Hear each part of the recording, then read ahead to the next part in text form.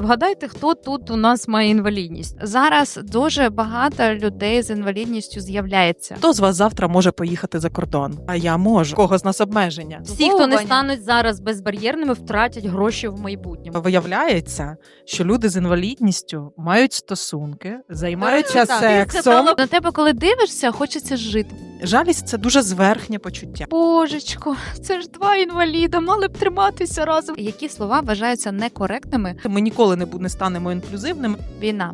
Все зрозуміло. Чи зможу я від ракет піти в сховище? Прилетить, так прилетить. Безбар'єрність, інклюзивність. Чим вони відрізняються? Це про безпеку. Це про нас усіх. Проблема не в людині, проблема в бар'єрах. Намагаюся його посадити назад. Він мені по морді дав. І вона мене хапає просто за крісло і викидає. Не смій так робити. А я можу послати. Комунікацію на рівних не вибудуєш. Я сподіваюся, люди побачать і почують.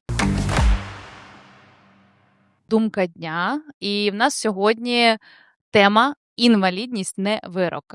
Чесно, хвилювалась дуже, як ніколи, перед зйомкою, але все класно вийшло, і я сподіваюся, у нас буде дуже крута зйомка з сенсами правильними. І я хочу подякувати дівчатам. По-перше, Уляна Пчолкіна. Добрий вечір. Оплески, будь ласка. Оплески, я не чую оплески. Так, Уль, представся, будь ласка. Уляна Пчолкіна, я громадська діячка, працюю в декількох громадських організацій «Спілка Ліга Сильних» і громадська організація «Група активної реабілітації», де ми працюємо з людьми з інвалідністю.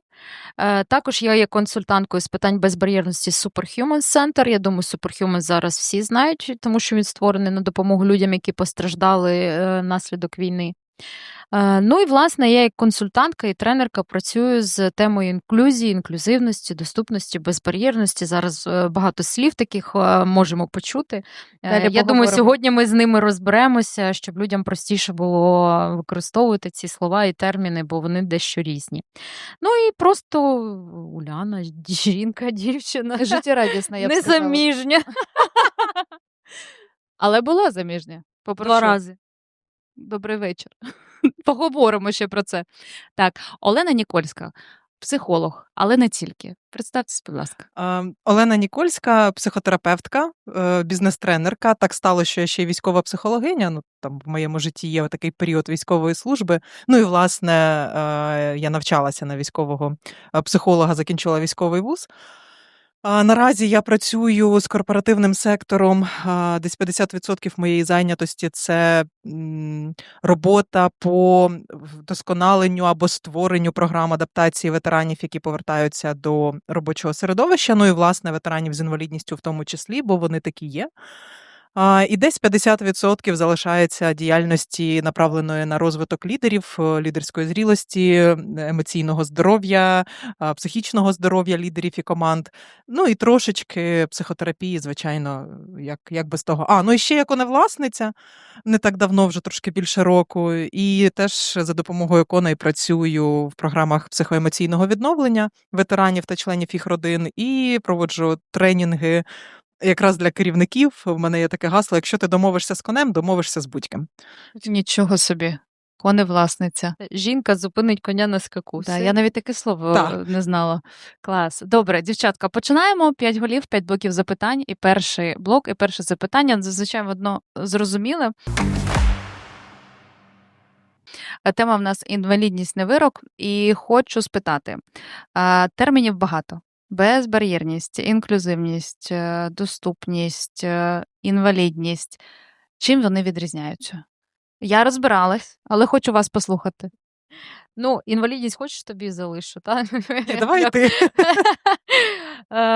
Термін інвалідність – це взагалі визначення статусу, соціального статусу людини. Це не плюс і не мінус, це не кара і прокляття, це не якийсь суперприз, я можу паркуватись безкоштовно. І в час пік я завжди зі своїм стулом в транспорті, але такое. Є якісь певні бенефіти, звісно, але інвалідність – це виключно соціальний статус. Це те, де ми визначаємо, що у людини є стійкі порушення, які призводять до того, що вона відчуває бар'єри в оточенні. Тобто проблема не в людині, проблема в бар'єрах. Якби не було бар'єрів, інвалідність, по суті, була б просто галочкою, знаєш. Так вона у нас, звісно, спричиняє взаємодію з оточенням, проблеми, але проблема не в людині, знов-таки, це в оточенні проблема. І, власне, інклюзивність покликана змінювати простори і середовище, аби вони були адаптовані для різних порушень. Тому що світ зараз іде. Перше, що я вам хочу сказати, запам'ятайте, термінологія постійно змінюється. І якщо вчора було коляска, сьогодні крісло колісне, і так далі, і так далі. Як і так правильно, далі. ми вже це Крісло колісне. Мені самі дуже довго треба було змінювати, так як я викладаю, змінювати це в своїй голові і в своїх там вжитках, що к- крісло колісне. Хотілося сказати коляска, бо це зручно. Ну, і Ще кажуть визначили. візок. Візок це в Ашані возити, І це не дитячий, і реклама. дитячий теж. Возити дитяча коляска. ще можна крісло, ти сказала, так? Крісло. До речі, Скорочено. коляска це російськомовне слово. Це в нас Ні, українська українське, ні, українське. Дитяча коляска це окей. вчора перевіряла. Дитячий Візочок? візок. Так, Ти давайте понімаєш? не будемо Перевірте, сваритись, будь ласка, дівчата. спитайте в Та ні, Google, не чи сперечаємося. Це до того, що дуже багато термінології, вона дуже різна. Є один єдиний довідник безбар'єрності, і він постійно змінюється. І я, власне, говорю про те, що я коли почала говорити про інклюзивність, що вона покликана зробити простори і інформацію і все доступним для всіх людей з різними порушеннями, то ми маємо розуміти, що вже вживається не людина з інвалідністю, а людина з порушеннями. Тому що цей спектр та бар'єрів, які відчуває кожна людина, він розширюється. Ну, наприклад, в Сполучених Штатах в них ожиріння прирівняно до це інвалідність. Та? У нас ні. І я коли там зайшла в вбиральню в громадську, там ж дуже широкі кабіни, менші кабіни і кабіна для людини в кріслі. Ну, от вони відрізняються. Тобто, і мама вагітна скористається більш широкою, та жінка вагітна. Ну, тобто, тут дуже багато нюансів, які не тільки про інвалідність. Інклюзивність, вона для всіх нас. Коли ми стаємо батьками маленьких дітей, або коли ми прямуємо всі ж, Бенджамін Баттон, він один був, та можливо, і це міф, ми всі стаємо старшими, ми отримуємо порушення внаслідок віку, ми можемо зламати ногу, не знаю, ну будь-що може з нами відбутися, коли нам буде потрібний безпечний, ласкавий простір для нас. Бо для мене інклюзивність і безбар'єрність – це про безпеку, це там, де я не буду думати, чи буде пандус чи ні. ні, ну чи зможу я від ракет піти в сховище? До речі, Їх немає, цих Немає? сховищ. Я була в Бучі в окупації, ну просто в той час я прийняла для себе, що я маю змиритися з цим, що прилетить, так прилетить. Ну, і я на ракети отак можу дивитися на шахеди. Ну, прикольно. Ну, мені нема куди йти. у нас взагалі немає. Мінімум, це паркінги, Ну, і не всі десь паркінги є сховищами, давайте так, будемо і відвертими. десь в Києві якесь одне відкрили, десь на Дарниці, ну я туди з Бучі буду їхати 3 дня. Ну, і смішно, і не смішно, да. Так, на жаль. Олен, Так, ну якщо дуже коротко сказати, я прям люто підтримую, що інклюзивність це не тільки про людей з інвалідністю, це про нас усіх. Якщо говорити там різницю між цими трьома поняттями, ну, фактично доступність, що це таке? Це чи доступна мені послуга, чи товар, чи будь-що, чи можу я дійти, взяти, скористатися. Інклюзивність, це, власне, чи враховані мої потреби, різні потреби і різні мої порушення, якщо вони є. І знову ж таки, наші потреби можуть обмежуватися, власне, чи віком, ростом, статурою, статтю і так далі. Дуже багато в нас є таких моментів. А безбар'єрність – це така системна робота по усуненню бар'єрів. Це чи наявні бар'єри, чи вони відсутні. От, власне, якщо дуже-дуже коротко. Я тут додам, у безбар'єрності 6 напрямків. Це фізична, де туди доступність, це освітня, це суспільна, де ми працюємо з гендерними питаннями. Тобто це про всіх, це не про когось там. Це цифрова інформаційна і моя база економічна. Кожна людина має працювати. Нема чого сидіти на хребті у держави. Я ще говорю, коли на заняттях, на тренінгах мене, якщо ми працюємо якраз по врахуванню різного досвіду війни в якихось середовищах, зокрема корпоративному чи громадському середовищі, я зазвичай говорю про те, що є ще одні бар'єри, з якими я працюю, це ментальні. Це наше сприйняття людей, які відрізняються від мене. До суспільної безбар'єрності, або до фізичної. добре, дівчата, дякую. Тобто я, як людина, яка не глибоко в цій темі розбирається, просто розумію, що інвалідність – це про обмеження фізичні, психологічні. Правильно? Ні. Ні? Ну, все, я здаюсь. Дивись, Закон України про соціальну захищеність осіб з інвалідністю говорить так. В тебе є інвалідність, твої проблеми. Але конвенція, яку Україна ратифікувала у 2010 році, значить, що ми маємо, якщо ми ратифікуємо конвенцію? Приводити наше законодавство і нормативку до вимог конвенції. Ми її ратифікували, але наш закон досі не поправлений. Так от конвенція говорить, що проблема не порушення людини, а бар'єри, які заважають її повній інтеграції і реалізації. Тобто, якщо я можу потрапити на роботу, на навчання, в нічний клуб, та там всюди, і я зможу там проїхати на кріслі, потрапити в туалет, все побачити, почути, в мене немає інвалідності. Розумієш? Тобто вона виникає там, де виникають бар'єри. З людьми проблем немає. Ми всі абсолютно різні, у нас абсолютно різні потреби, абсолютно різні порушення, і часто інвалідність вона невидима, і це найбільш дискримінована категорія осіб з інвалідністю, людей з інвалідністю, особи це більш офіційно, в яких там немає внутрішніх органів, чи якийсь ще діабет, це дуже такі важкі наслідки для здоров'я часто. А візуально по тобі не скажеш. Знаєш, мене на стіл зараз би пересадили, Ну, да, тут ніхто б не можна зрозумів. було б на Ютубі питати, а вгадайте, хто тут у нас має інвалідність? По тобі не скажеш. Це таке не дуже неетичний коментар, тому що значить, як людина з інвалідністю, власне, має виглядати? Так же гарно, як і ти. Я тут про обмеження. В мене стався такий невеликий анекдот незапланований. Ми з одним з ветеранів з інвалідністю, він ще не був протезований, і, власне, користувався кріслом колісним. Ми для величезної групи HR проводили невеликий захід, якраз пояснюючи, що людина з інвалідністю – це в першу чергу людина, а в залі були і чоловіки, і жінки, і от ветеран каже, слухайте, давайте щодо обмежених потреб, можливостей, чи якось так, давайте я вас коротко бліцом запитаю. І він звертається до аудиторії. Хто з вас завтра може поїхати за кордон? Ну, чоловіки такі, а він каже, а я можу. В кого з нас обмеження? І це, можливо, це працює не на всіх, та в аудиторія, але це точно про те, що ми самі ярликуємо та людей, явища, феномени і так далі. І потім через цей фільтр оцінюємо, дивимося і взаємодіємо. Мені досі кидають в каву гроші. От в такому вигляді, в каву біля гроші? моєї Яку машини, каву? яку я сама купила в чашку з кавою, мені можуть кинути пару гривень. Я завжди з кришкою беру, хоча я Господи. за екологію. Щоб ви розуміли, це не видумки. І попитайте користувачів крісел колісних, у нас це всі, хто ходять, рухаються містом пішки, ми ходимо, рухаємось, переміщуємось, не їздимо. Це важливо, їжджу я на автівці. Але всі стикаються з цією історією. Мене в тролейбусі колись по моїй молодості, моїй травмі 20 років, кажу, по молодості бабуська мене піднімала, так було багато людей, і я під вікном стояла так сидіння, і я. І вона мене виштовхувала просто з крісла, бабушка сяде ногами, молодая, постоїш. Говорю, по-перше, Ірину, куди? Говорю, Свого не крісла? Так. Тобто вона не бачила. Ні, а потім вона почала хреститися. Там це була смішна історія з цією бабуською, але так, суто от по обличчю, що я молода, красива, постою.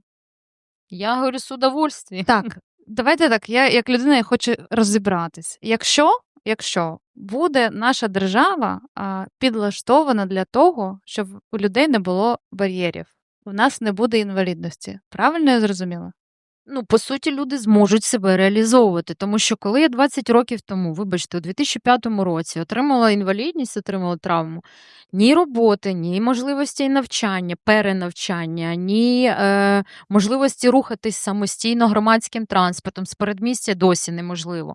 І тобто купа бар'єрів, які заважали мені стати мною. І я їздила, я просила сусідів, у нас не було автівку, мене вивозили до маршрутки, їхали з 3 пересадками з правого берега передмістя в кінець Мілославської Троєщини, бо в мене сесія, я староста. І я хотіла отримати ту освіту, і перша робота до мене прийшли, запропонували, давай ти даєш свою книжку, ми там квоту закриваємо, і Податки все, і менше всі платять. щасливі, платимо тобі Можеш йти гуляти. а ти нічого не робиш. Я кажу, ні, а давайте я щось буду робити. Вони такі, а тобі воно треба? Я кажу, давай. І я їм формувала документи, сказала, я в відділі Дуже маркетингу часто, до речі, працювала. історія, коли беруть інвалідів, кажуть, дякую. Людей з інвалідністю. Давайте так. Від Арістової, значить, донат 1000 гривень за кожне наступне слово. Тут пробачаю. Людей з інвалідністю. До речі, а як правильно казати? Людина з інвалідністю. інвалідністю. А ще є якісь? Особа з інвалідністю, Це це більш офіційно. офіційно, та. Жінка, дитина, людина, чоловік, Людина, ветеран. що має інвалідність. Ну, власне, неофіційно ми можемо і так Дивись, говорити. і це не прокляття одразу. Я розумію. Ну, типу, у нас бояться сказати слово інвалідність, і починаються оці, ну, Олена вже привела пару прикладів про обмежені можливості. Підбирати слова. Люди да. безбар'єрного Особливі потреби ще кажуть. інклюзивні люди. Я можу безконечно тут сидіти і розповідати вам, як нас обзивають, як хочуть, аби не називати речі. Ось потрібно називати Людина речі своїми з іменами. інвалідністю. Людина з інвалідністю. Взагалі-то Уляна. Тільки хотіла сказати, часто питають, ну в смислі, Лен, я оце буду спілкуватися з людиною, в неї є інвалідність, і я буду шановна людина з інвалідністю. Та, Іриніно, якщо ти вже спілкуєшся з людиною, то ну, до неї по імені, звичайно. Та? Слухай, ну вірно проскать вітаю. Я Марина Я Уляна. з інвалідністю. Ні. Слухайте, Дивись. я вам хочу Вибачте, сказати, що але- моя інвалідність це 158 питання в списку із 1000, про яке зі мною можна поговорити. Я цікава особистість, я читаю, Та я ти взагалі, взагалі така цікава особистість, що я коли познайомилася з тобою, я була в шоці. Ну просто від того, яка в тебе є я ця... тобі нила про особисте життя. Що ти Да, тобто ми розмовляли не про те, як звертатись Уляна з інвалідністю чи ще щось. Ми розмовляли про особисте життя, про чоловіків, про хто кого там І це, розлучився. це не найбільший шок, коли виявляється, що люди з інвалідністю мають стосунки, займаються Так, ти сексом, сказала про розлучення. народжують дітей. Це і Зараз прикол розкажу. це дуже якраз ти говориш про якщо держава буде там усувати бар'єри, то чи зникне інвалідність? Це правда про зміну філософії, підходу Але до держава інвалідності. нічого не буде робити. Це держава, це ми. Абсолютно. Коли ми це ми більшість з нас це усвідомлюють. І якщо, наприклад, тут сидить хтось з архітекторів і почує, що людина має не мати бар'єрів, та воно вже людина буде інакше дивитися на свої Слухай, проекти. якщо Умовно, да, бо нас будь-який бізнес, умовно, сфера всі, обслуговування. хто не стануть зараз безбар'єрними, втратять гроші в майбутньому. 100%. Звичайно. Так, зараз, Це, на жаль, це дуже вже багато, прогноз, та, який людей вже з без інвалід- шансів. Не стаєте безбар'єрними, ви вилітаєте з ринку, бо Що вас таке стаєте безбар'єрним? це доступ фізичний, якщо це фізичний простір, да, для всіх. Да. Це цілий список, ми не будемо цей. Є державні будівельні норми, є консультанти, будь ласка, звертайтеся, я можу направити, якщо це не я, хто може підказати, як це робити. Це класна співпраця, коли працює дизайнер, архітектор і консультант, який має клепку, який пройшов навчання, як мінімум, школи універсального дизайну. До тебе не приходити? Ти просто До мене можна приходити, але я теж не клієнтам резинова. кажу, Але я запрошую. не резинова. Я залюбки передаю колегам, ми працюємо спільно. Сьогодні консультували, нарешті будуть більш доступні будиночки в лісі під Львовом. От ми зараз почали працювати. А я чула, що в Одесі будують інклюзивний будинок. Багатоповерховий, до речі. Це ужас. Це зараз Олена, мабуть, пояснить трошки Чому про, про сегрегацію і що це гетто. Але я хотіла прикол про розлучення коротко і поїхали далі. У мене колишній чоловік теж на кріслі Обожнюю. колісні.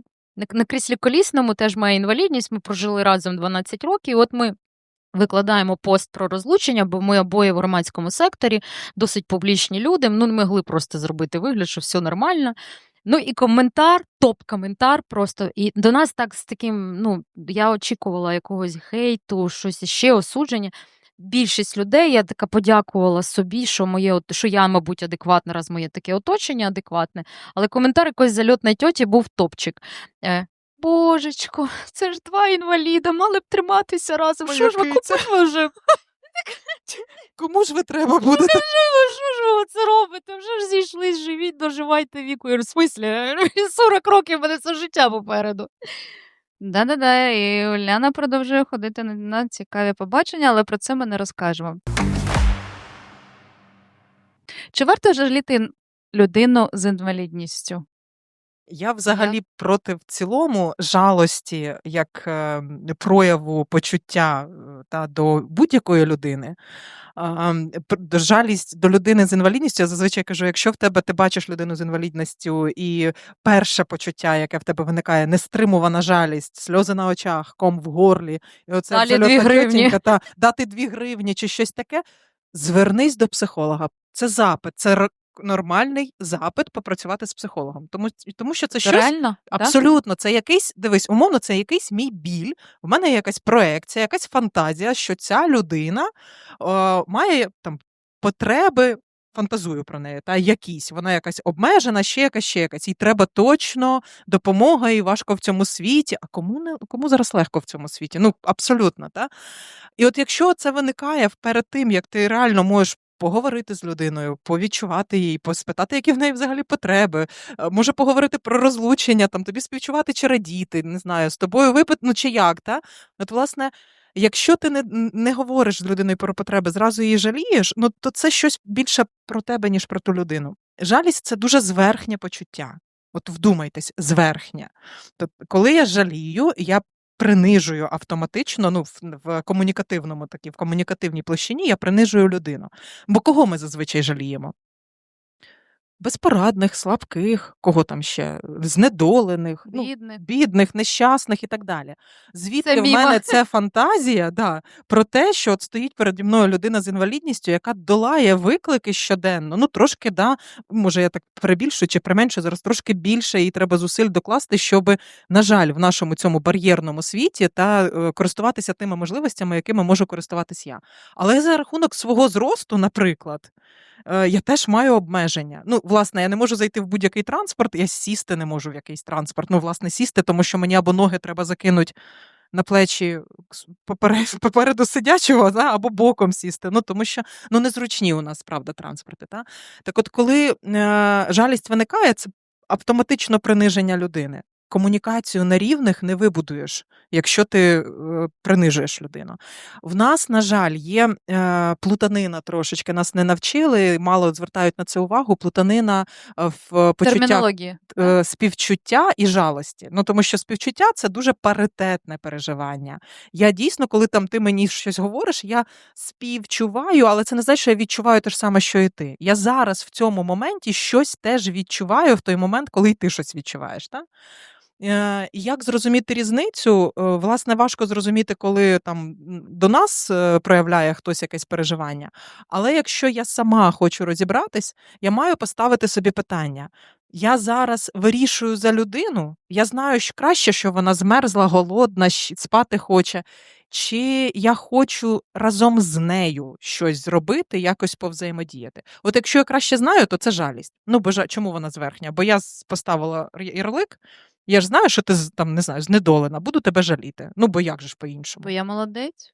Бо я Ну, красава. Я можу тебе пожаліти. Та це завжди про нашу це внутрішню зверхність.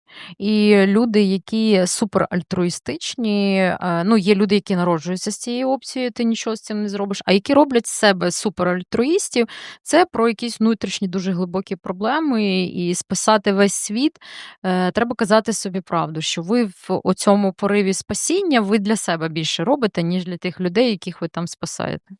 Ну і далі в мене актуальне дуже питання, тому що поки ми збирались з гостями, і була комунікація з Уляною, і було кілька моментів в комунікації. Ну, комунікація – це не тільки ж ротом розмовляти, там розмовляємо ми ще тілом, і умовно декілька людей, і я в тому числі, я хотіла присісти на підлогу, трішечки присісти, а я... Крупним купалом треба реакцію Уляни. Крупним планом Уляну. Тобто, як коректно комунікувати, тому що Уляна мені сказала, не смій так робити. Що я маю на увазі? Я сіла, хто знає, картани, так от присіла. Просто присіла. По-перше, мені зручно, по-друге, я не розуміла, що це якось може людині бути неприємно. Навіть не неприємно, Марин. Це не обов'язково це робити. Мені, наприклад, некомфортно. Комусь хтось тобі скаже сядь.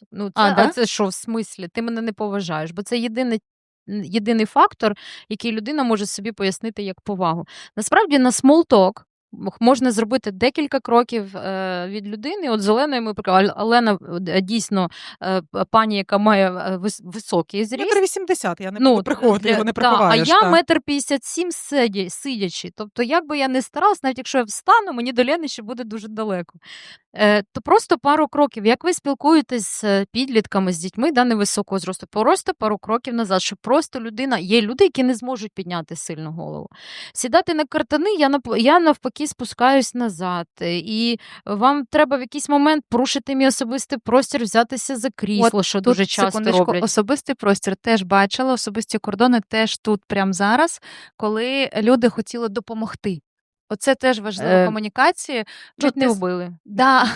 Да, тобто Уляна з'їжджала самостійно з пандусу, зі сцени, і чоловік кинувся рятувати. Вхопив за крісло. Да, вхопив за крісло, але це небезпечно, як я розумію. Абсолютно, тому що якщо я бачу перешкоду і бачу купу людей, але я не звертаю, мені треба, я знаю, що наперед треба кричати: не треба, спокійно. Тоді я можу з'їхати, ніхто не буде бігти, і то не факт.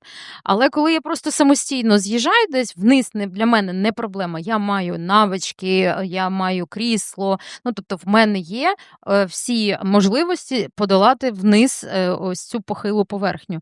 То коли хапаєте людина, я стаю на задні колеса, на такий баланс, я балансую на них, і вхопивши за раму, людину можна просто викинути з крісла і нанести їй травму. Мене колись так, в середмісті Києва, я встала на бордюр, аби спригнути на переході. Це зараз у нас не всі понижені, а повірте, раніше їх в принципі не було в помині.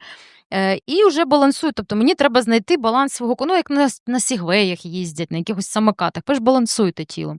Тут така ж приблизна історія. Я вже готова спригнути на бруківку, і ззаді бабуська мене так хлоп, що в мене з бабуськами, да? Треба подумати, чого це. Одні історії з бабуськами. І вона мене хапає просто за крісло і викидає в середмісті на переход машини, на бруківку, я травмувала ногу, травмувала руку, мене там люди біжать, тебе отак хапають за руки, за ноги, розтягують у різні сторони. Це було, я просто така, це було шоком, це боляче, це травми, тому не треба переводити бабусю через дорогу умовно, їй не треба було в ту сторону йти. Дуже часто такі історії, коли ми причиняємо те добро. Зупиніться перед допомогою, зупиніться перед тим і подумайте, чи дійсно людина потребує допомоги. Запитайте, чи дійсно, як правильно питати. Як просто питати. Просто, чи треба допомога? Треба допомога, все. Я кажу ні, значить ні. Дивіться, ще один момент. Почуйте. Якщо вам людина каже ні, а ви починаєте Дано потом, да? А я тобі все рівно допоможу. А я можу послати. А потім люди з інвалідністю грубіяни або Пчолкіна грубіянка. Так достали. Слухай, послать це ще мінімалочка, тому що, знову ж таки, приклад, тут в госпіталі я розказую групі про те, що якщо людина на кріслі колісному з інвалідністю, з ампутацією, намагається щось зробити сама, якщо тобі здається, що їй треба допомога, це тобі здається. Це перше правило, тобі здається, перевір. Встає, значить, чоловік, він ветеран, встає чоловік і каже: ні, Лен, почекай. Значить, я приїхав до своїх пацанів, іду госпіталем, дивлюсь, там хлопчина, вибачте, я прямою мовою буду говорити, там не було мови інклюзії. У нас Ютуб можна. А я до того, що їде хлопчина на коляски, говорю, окей, намагається заїхати, це їде, заїхати на бордюр, говорю, і що далі? Випадає з цієї коляски, говорю, ти що? Це ж він прям каже і очікує моєї реакції. Каже, я підбігаю до нього, намагаюся його посадити назад. Говорю, він що, послав мене? Я говорю, і ти? Він каже, я відійшов, але він намагається знов сісти, знов падає. Я бачу, що в нього починає кукса кровити. Я знов до нього підбігаю, я його говорю, а він що? А він мені по морді дав. Кажу, слухай, якщо з першого разу до тебе не дійшло, то що ти хочеш від людини? Це, Олено, дякую, це яскравий приклад того, як не потрібно втручатися в простір людини. Можливо, цей хлопець, який через кров, повірте, багато речей приходять через біль і через кров. У всіх же ж так, через якісь втрати, ще через щось. І людині, яка втратила кінцівки, їй треба навчитися, що не буде такого дядька Вона поруч. Не відросте кінцівка. Кінцівка не відросте, але якщо він впаде десь і буде один, йому треба вміти встати з землі. ми вчимось самостійно вставати з землі. Так, ну це, звісно, трошки стресово, але падають всі, спотикаються, всі з крісла можна впасти. Я недавно наша бігала і задача- впала з свого зросту, це страшно падати. Я боюсь висоти. Ну і власне, коли я падаю, мені завжди страшно, якщо чесно. Це дуже смішно. І до мене починають бігти, я так сіла, як, ну там, правда, через одне слово було, як Рафаело замість 1000 слів. Ну, я розгубилася. Я кажу, сіла, я жива, почекайте, не треба мене підіймати. Я не зрозуміла ще, я травмувалась, не травмувалась. Ну, я тренувалася і в процесі пробіжки десь там задивилася і полетіла. Ну, падають всі, це до того, що Слухайте, ну Уляна ходить в звичайний басейн плавати. І я теж сьогодні перед зйомкою кажу: Уль, а там тобі, ну там все там є, щоб тобі було зручно, там все окей. Вона каже: ні. Ні, ну там є вбиральні широкі, там є широка душова Ну, казали кабіна, про вхід в стільчик, а басейн. сам басейн ні, там просто береш каремат, я сідаю на підлогу і спригую в басейн. Вона каже: я просто спригую в басейн. Ні, ну не прям не подумайте, ні. Так, А в мене вже візуалізація. у мене в інстаграмі є рілси, де я там вплав, ну, видно, Уляна що я в Пчолкіна, басейні. підписуйтесь, бо вона мотиватор такий, що дай Боже кожному. Дякую, Люба. Я серйозно. Бо на тебе, коли дивишся, хочеться жити, по-перше, а по-друге, Там ще красиво. ну це факт. Тут 100% оплески пішли. Але ти настільки життєрадісний, в тобі стільки енергії, і ти настільки позитивчик, причому в різних форматах, да? Але ти все рівно позитив. Тобто ти там робиш ремонт в квартирі і кажеш: але все буде добре. Я все зроблю, все буде добре. Маринка, переживу. Ну, і... Дорогі партнери, готова за партнерські, якщо у вас ви виробники чогось для ремонту. Да, я серйозно, ну тобто, вона каже: ну Марін, нічого. знаєш, чого це сталося? Я по натурі, тут натуру свою не перепишеш, ми народжуємося з певним психотипом. У мене діагностований досить сильний психотип. Я можу перетравлювати досить важкі події без прям надриву, з легкими антидепресантами, було з терапією, з пропрацюванням, але в цілому я дуже знаю, що таке психоедукація, я дуже самозарадня для себе, і це окей, це моя вроджена ця бонус такий сильної психіки. Але інвалідність мене навчила ось це постійно. Ти кожен раз, і ми з тобою колись обговорювали, ти кожен раз виходиш і через твою мать ідеш кудись, отут в туалет не підеш, там туди не потрапиш, сюди не зайдеш, там я фарбую волосся сама, тому що я ненавиджу бродити по перукарнях і шукати. Це знаєте так? Майстер, хорошо, ви шукаєте майстра, а я шукаю, щоб туди ще зайти. І купу моментів і нюансів, і ти все йдеш через твою мать, а потім в якийсь момент ти розумієш, усвідомлюєш себе токсичною такою людиною, якій все не так, а воно дійсно багато чого не так. А потім я просто почала через цю призму дивитися, що я те, що можу виправити, я виправлю, і я цим займаюся. А на що я не впливаю, я змінюю своє ставлення. Так, не окей це, але треба якось це організувати, треба працювати з людьми. Бо у нас, найперше, там, бізнес недоступний якийсь, давайте його рознесемо в інстаграмах.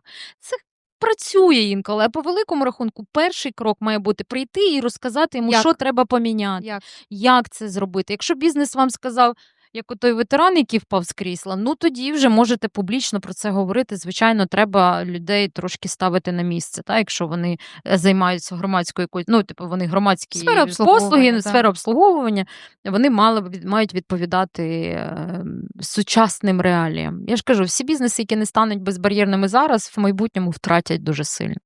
Я сподіваюся, люди побачать і почують, хто буде дивитись цей випуск. А ті, хто сидять, тут теж є люди бізнесу. І я думаю, що пора нам всім вже дивитись і робити щось, і це важливо.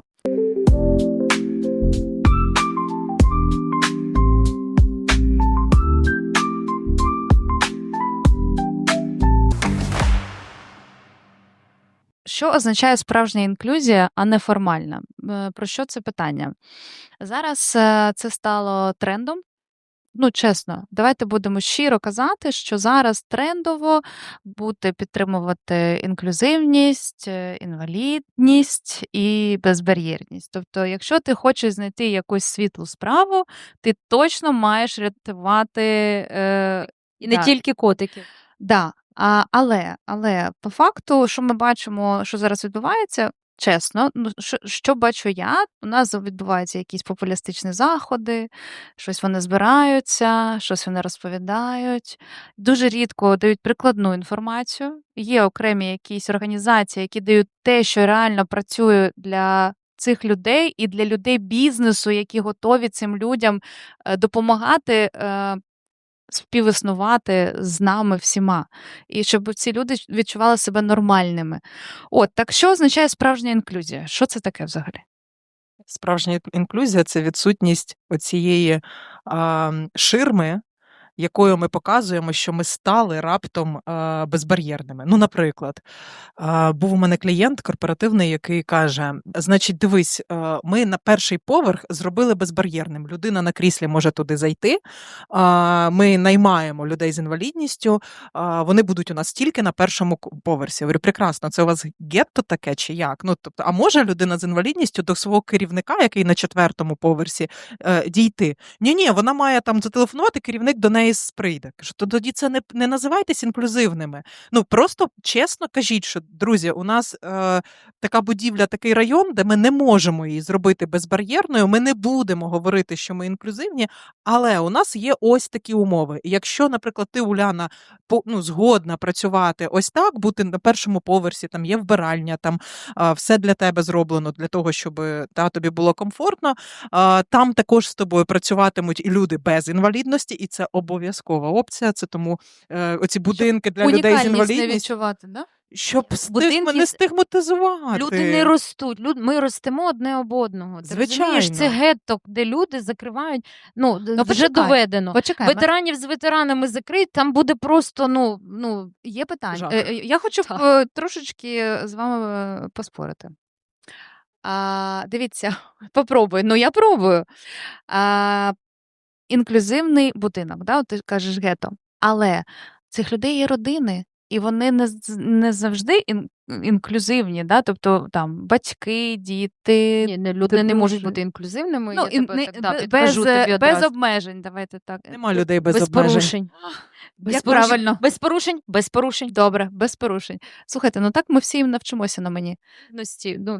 Да, тобто є люди з порушеннями, котрим буде зручно Стійкими, котрим буде зручно в цьому будинку жити, а в них є родини, Дивися, здорові Люба, абсолютно ми люди. таким чином маргіналізуємо ось це соціум, оцю капсулу.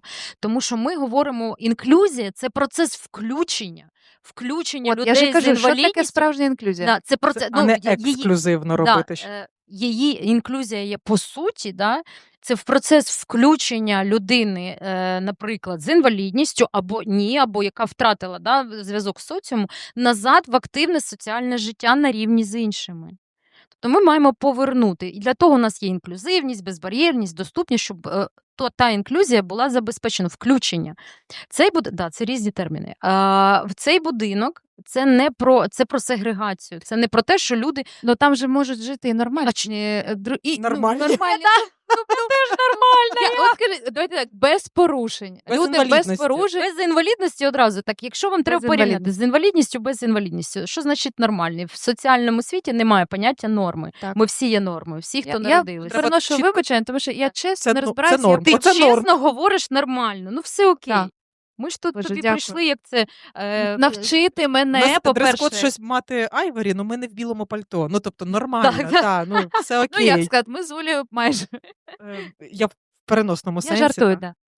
Я би хотіла, щоб Олена, можливо, з психологічної точки, тому що це вже доведено, що не можна робити гетто, не можна селити певні прошарки суспільства, капсулювати їх в одних там віледжах, там містечки, які будують, або будинки. Люди мають бути, тому що всі будинки мають бути доступними О, за замовченням. А тепер в мене далі. Буду з вами далі дискутувати. Дивіться, будинок інклюзивний, в моєму розумінні, це не будинок для людей з порушеннями. Так, я вже нормально спілкуюсь. Нормально. Так. А це будинок, який без обмежень. Тобто там можуть жити будь-які люди без порушень, з порушеннями. it's okay. Тобто він просто буде обладнаний для всіх. І от Тоді такі його не будинки треба мають називати бути інклюзивним чи ще якимось. Він просто інклюзивний, є. Він просто не є. просто та- є. тоді Так, Не тому що треба якщо ми називаємо інклюзивний, то він буде автоматично, чи там, я зчитувати. пам'ятаю, не на Борщаговці, хто там, може, Я не з знаю, Борщаги, та, ну, власне, там є, от я по дитинству пам'ятаю, будинок для інвалідів. Оце я прям, це окремий будинок, який був облаштований для того, щоб люди з різними порушеннями могли себе там жити на різних поверхах. Та, ну, там скільки поверхів, я не пам'ятаю, 12, по-моєму, ну, неважливо. Так от в цьому будинку, от ти кажеш, в них є родина, і називаєш мама, тато. Так мама, тато, вони не підуть від людини з інвалідністю. Це така базова сім'я. А якщо ми виділяємо виключно людей з інвалідністю в окремий будинок, то мені, наприклад, в якої немає інвалідності, яка іде в стосунки з людиною з інвалідністю, ти уявляєш, скільки треба бар'єрів буде подолати соціальних? Оце ж теж, нащо він тобі здався? А це з тобою щось не те, тебе ніхто заміж не взяв? От тепер тебе, Я незаміжня теж, до я речі. перший раз так вийшла. А? Я так перший раз заміж так вийшла. казали? Ну, Ні, мені 25, я в кріслі колісному. Кому ж- кому ж, Кому да. я надо? Хто ж візьме, розумієш? От так само, якщо я виходжу з будинку з інвалідності, не маючи інвалідність, бідна, нещасна, ярмо на себе взяла. Ну, тобто це от така історія буде повторюватись, і точно це не буде про те, що наше суспільство, ми з вами усі стаємо більш відкритими. Бо в нас в основному головний бар'єр, який в першу чергу треба подолати, щоб не було потім фізичних, це от той, що в голові. Не ставитись до людини з інвалідністю як до ненормальної, нерівноцінної, хворої, безпорадної, небезпечної, та в тому числі. Тобто це перше. Якщо той самий архітектор не має упереджень щодо людини з інвалідністю, йому легше буде спроєктувати будівлю. Якщо там підприємець, який засновує бізнес, не має упереджень щодо людей з інвалідністю, він подумає про них, так як він, наприклад, подумав про, не знаю, про вбиральню з пеленальним столиком, наприклад, тому що може зайти в нього був досвід, наприклад. Слухайте, тобто, а як називати ті класні будинки, в яких все для всіх?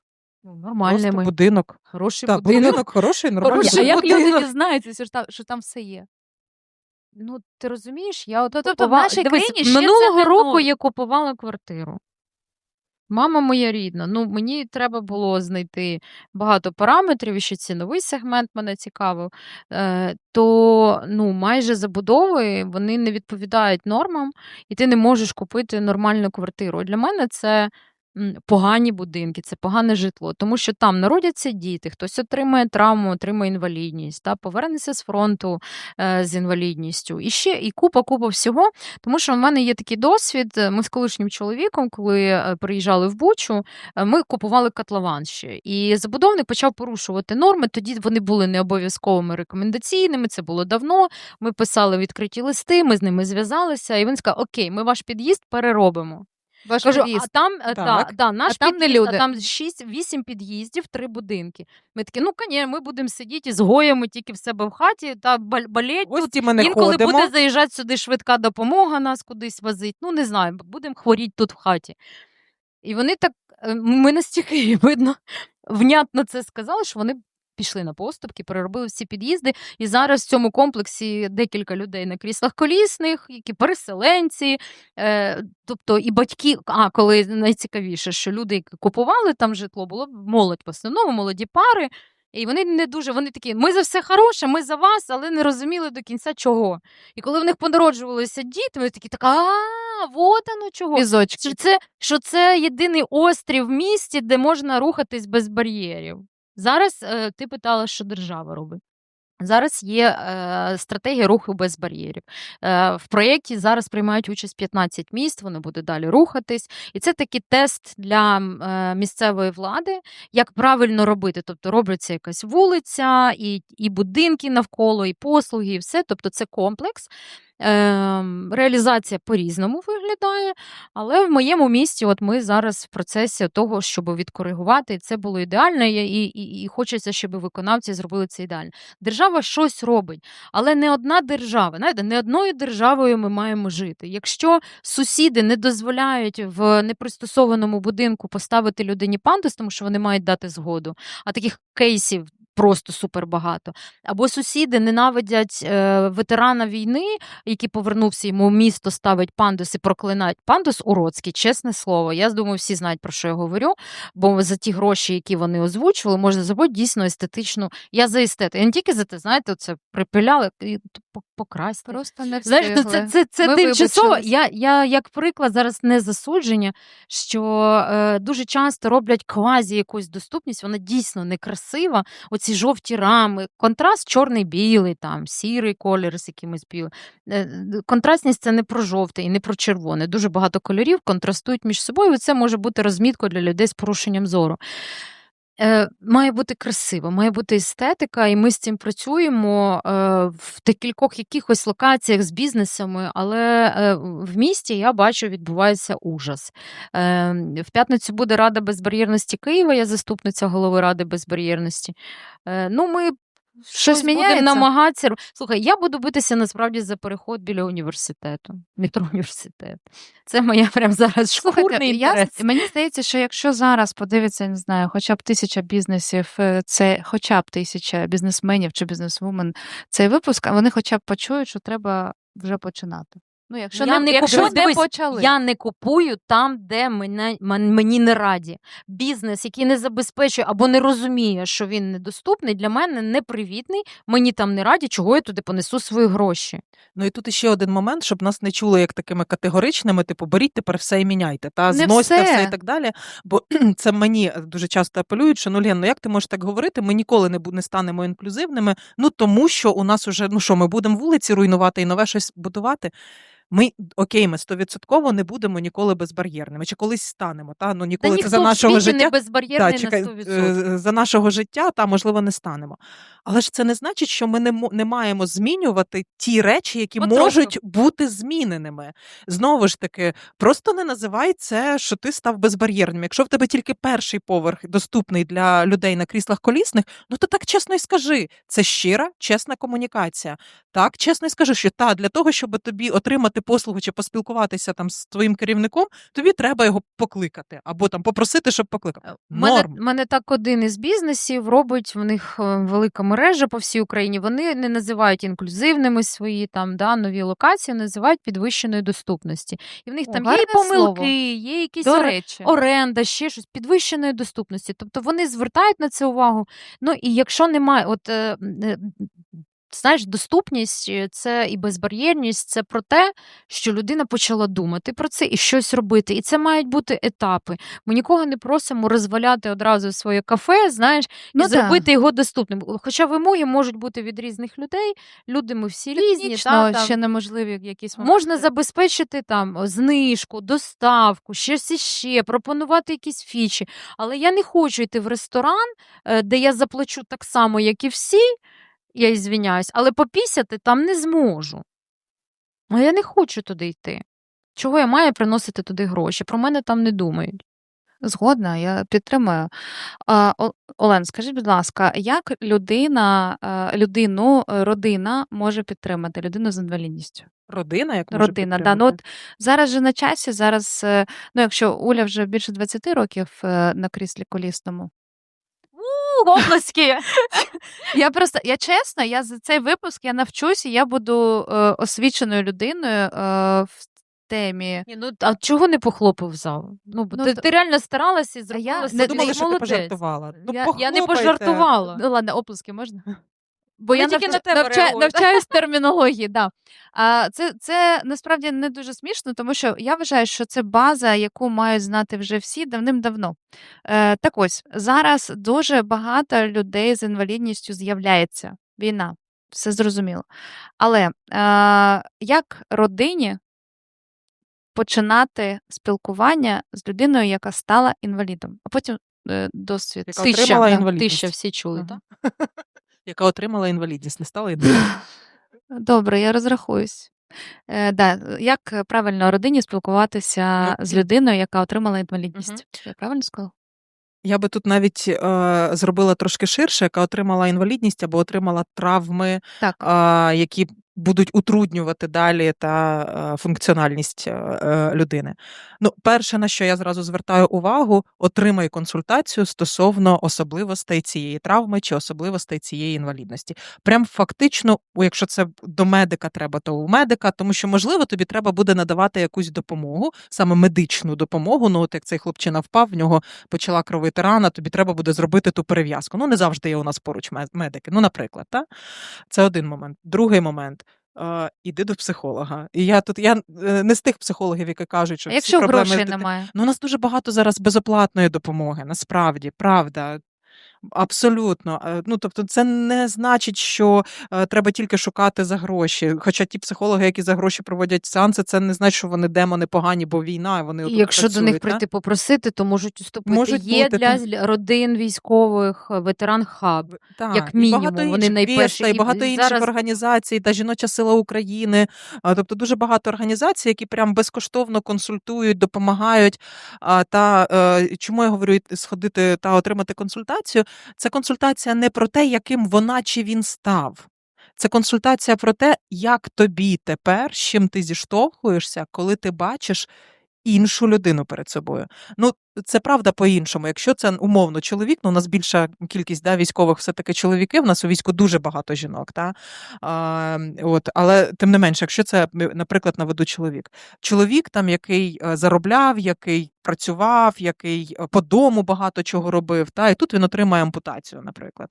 І ще не протезується, бо ампутація – це не значить, що він зразу стає на протези. Ну, не скидайте на абсолютно, біонічні протези, як тільки людина отримала травму. Це не просто факт, що викинуті та, гроші. та, не А факт, чому? що... Ну, тому що Не факт, що людина буде ним користуватися. Держава забезпечує 100% протезування для первинного етапу. Далі можна отримати в Superhumans безкоштовно, OneBroken безкоштовно, Протез Hub безкоштовно і купу де більш якісні протези. І від держави можна отримати їх 2 чи 3. Я не пам'ятаю, навіть спортивний, якщо ви займаєтесь спортом. Ну, Просто це знайте треба про це. почекати трохи, це не зразу там сьогодні ти отримав травму, А через тиждень ти біоніка для стоїш. одиниць.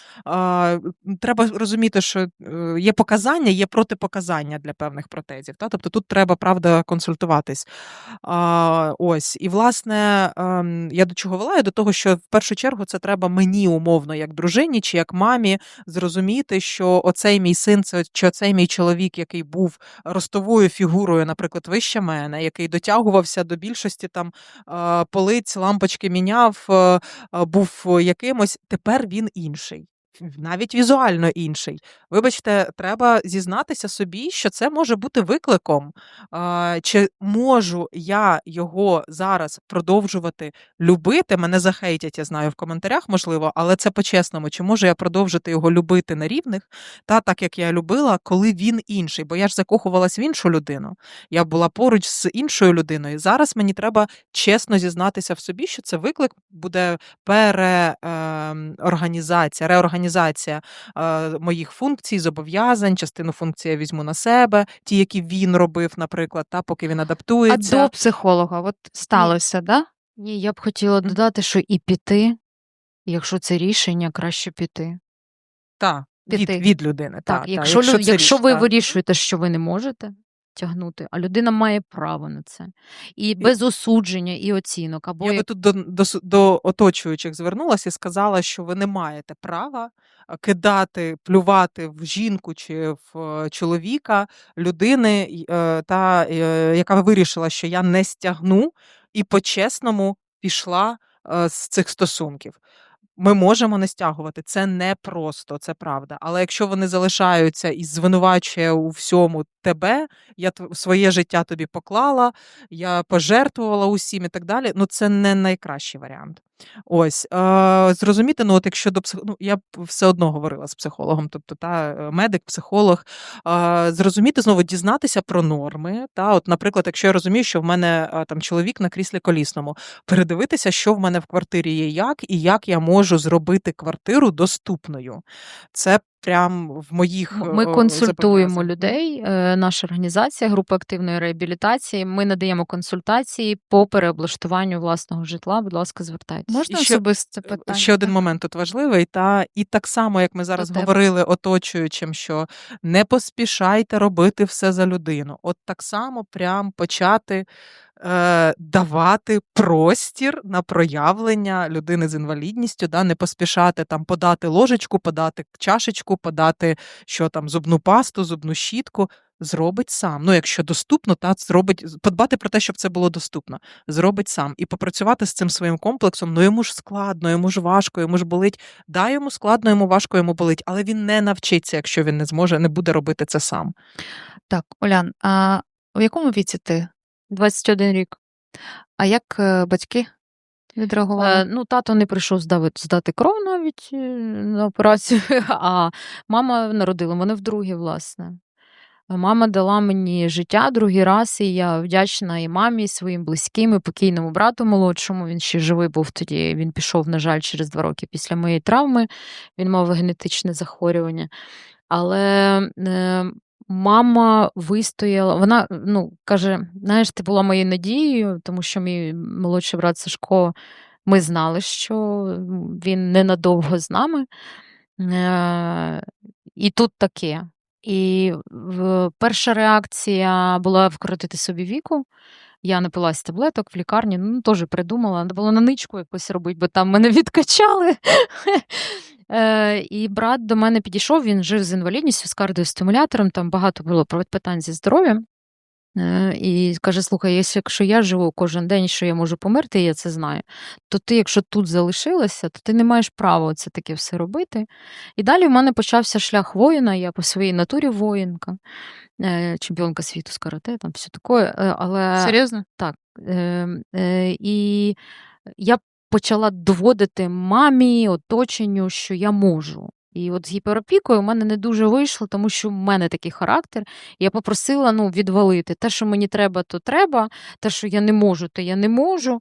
Зрозуміло. І в мене довгий був шлях. Зараз для мене нормою є. Я не відчуваю сорому, що я когось прошу про допомогу. Камон. Якщо мені відмовляють, спасибі, що прямо, а не намагаєтесь допомогти, коли воно вам не треба. Тобто, мама пишається мною. Мамі здоров'я. Дякую. Мама крута. Оплески мамі, будь ласка. Хотіла сказати, Да. Ми тут насправді мене виправляли, але хочеться підсумувати, які слова вважаються некоректними або образливими при описі інвалідності. Давайте підсумуємо, тому що, чесно, плутанина. Навіть мене, але я сьогодні більш-менш засвоюю матеріал, але хочеться, щоб люди знали точно, як правильно спілкуватися, які слова можна використовувати коректно. Давайте зараз перед тим, як назвемо слова, скажу один нюанс. Чому плутанина? Тому що до певного часу те ж саме слово «інвалід» було офіційно прийнятним, і ми його використовували для означення людини з інвалідністю, власне.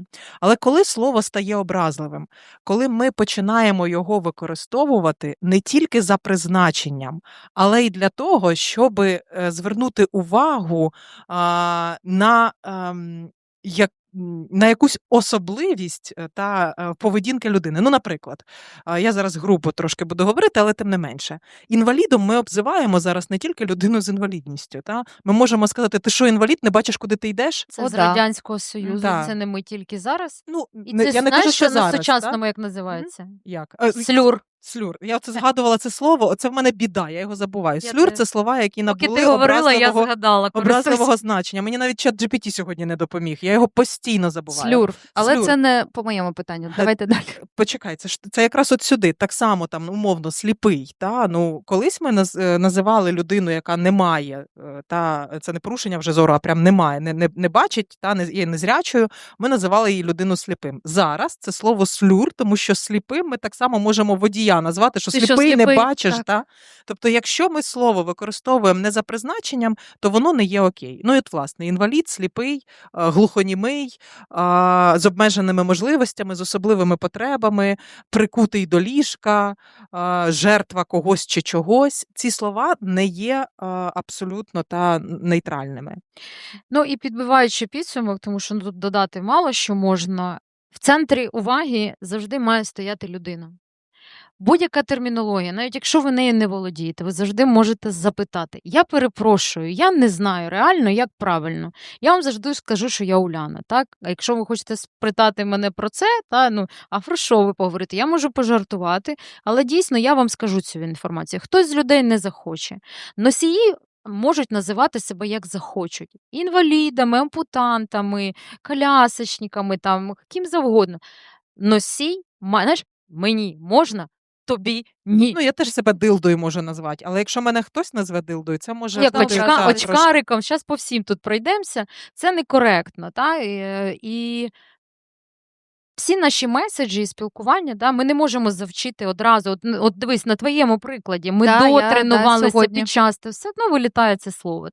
Бо ми так звикли, ми так чули, ми так користувалися весь час. І це не робить з вас поганих людей, Боже збав. Просто є над чим попрацювати, але дайте собі час. Не намагайтеся стати от після цієї, подивитись цей випуск, все, ми ідеальні, йдемо дивитись довідник безбар'єрності, або коли я проводжу тренінг, кажу, ви можете повертатись до мене перепитувати. Тому що казати, що от цей слюр, тільки інваліди паркуються на місцях для людей з інвалідністю. Я кажу, почекайте, при чому тут я до порушника правил дорожнього руху? Тому що вийди в поле, там люди називають досі людей з інвалідністю інвалідами і нічого поганого на меті не мають. Так вони знають. І я дуже спокійно до цього ставлюсь. Я можу попідколювати, пожартувати, зауважити, тобі. Що, всіх підеш, що там Ні, я ж звинувачувати? для цього цей випуск і знімається, щоб люди послухали і запам'ятали, що так окей, а так не окей. Я Але тобі все більше одно скажу, це все буде одно певна бульбашка. Так, ми робимо помилки і так, і так. Я Потроху. теж про те, що ніхто не є ідеальним, і точно так же я тут тобі розказую, що так, що не так.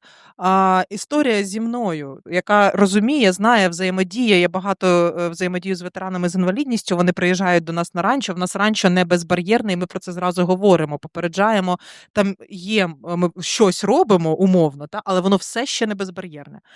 І умовно є нюанси, чому ми не можемо його зробити абсолютно безбар'єрним, тому що це тоді не врахування потреб коней. От там ще є такий момент. І тут нюанс, є нюанс. Воно буде з Коней теж підвищеною... має бути безбар'єрність. Ні, почекай, це раніше коней, а не це людей з людей, так. інвалідністю. І от, власне, я до чого. І в нас приїхала група ветеранів, які зараз лікуються в госпіталі, там частково у них є люди з інвалідністю, частково просто отримані тяжкі поранення.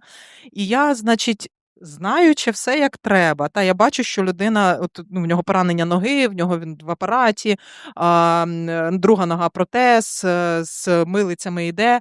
І я думаю, так, це він зараз має піднятись на сходи, а у нас теж ми своїми руками зробили оцей скат, для того, щоб можна було на кріслі підійматися з допомогою.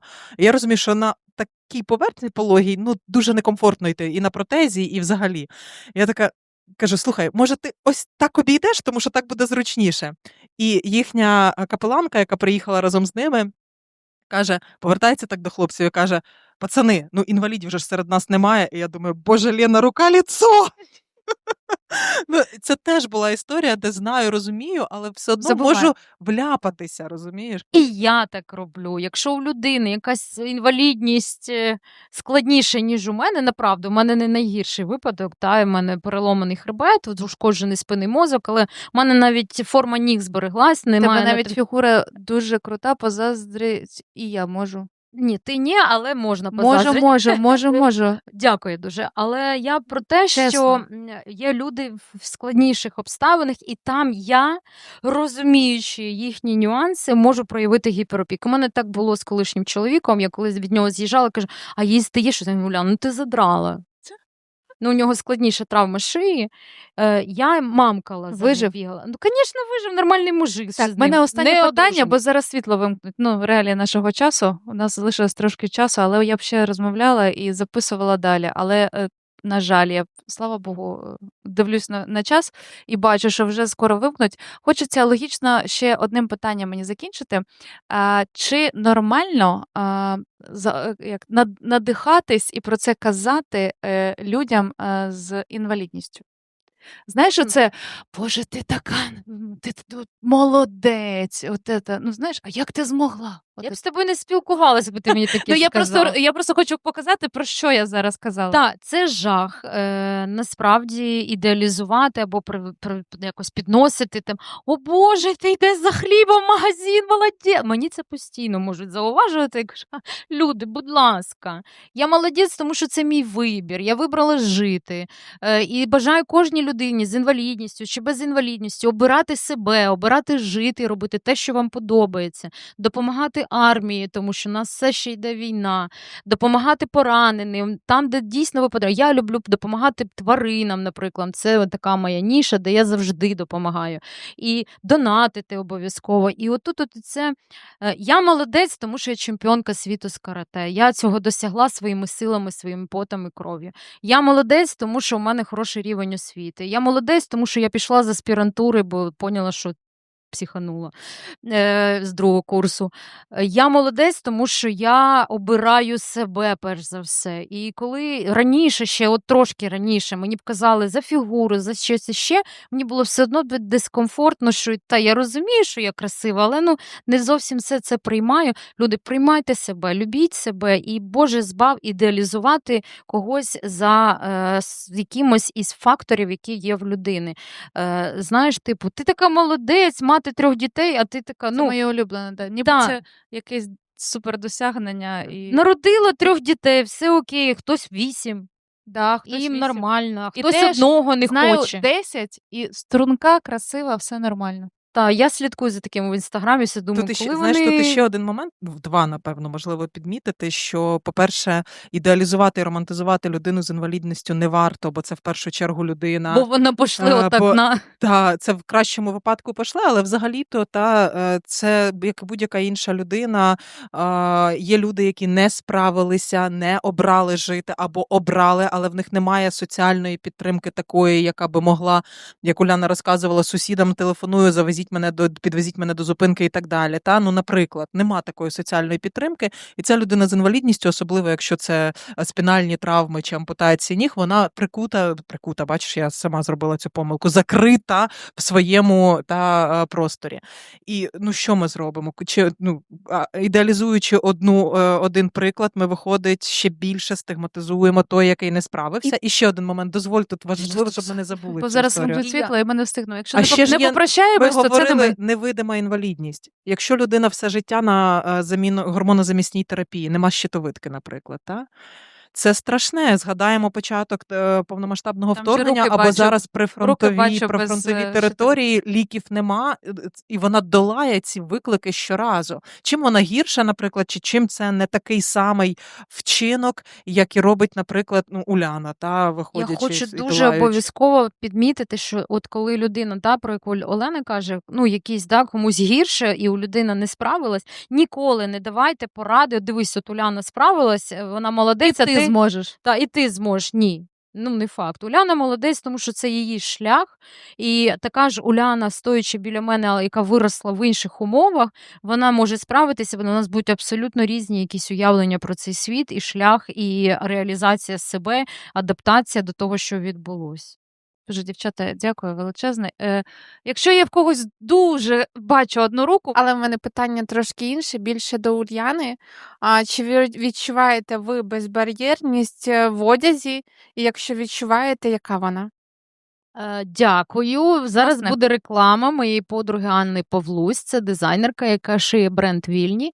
Ви бачите на мені адаптивні лосини, жакет, який пошила Анна. Навіть цю майку шовковисту пошила мені Анна.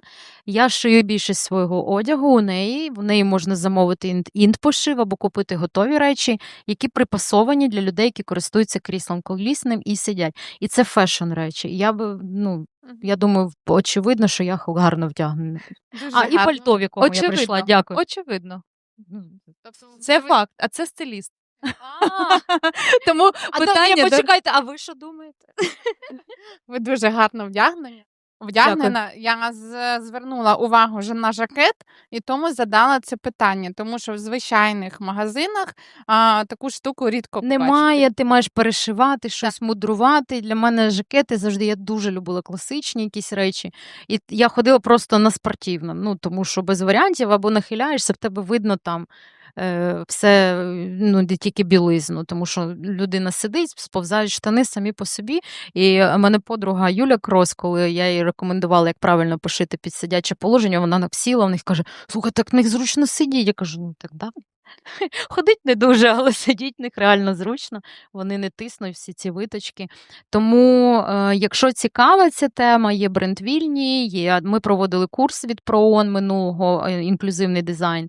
І я думаю, що планується, наскільки я знаю, плануються ще відкриті лекції, вебінари і навчання для дизайнерів, стилістів, яким це цікаво. Супер. Дякую вам дуже за Дякую за питання. Ну що, як там, колокольчики, коментарі, пишіть, відмічайте, щоб ми це все робили не дарма і це несло користь людям. Думка дня: Уляна Пчолкіна, Олена Нікольська, Марина Арістова. Дякую. І наші неймовірні гості, але ви їх не бачите. А вони класні. А вони Дякуємо. Боже, це я вам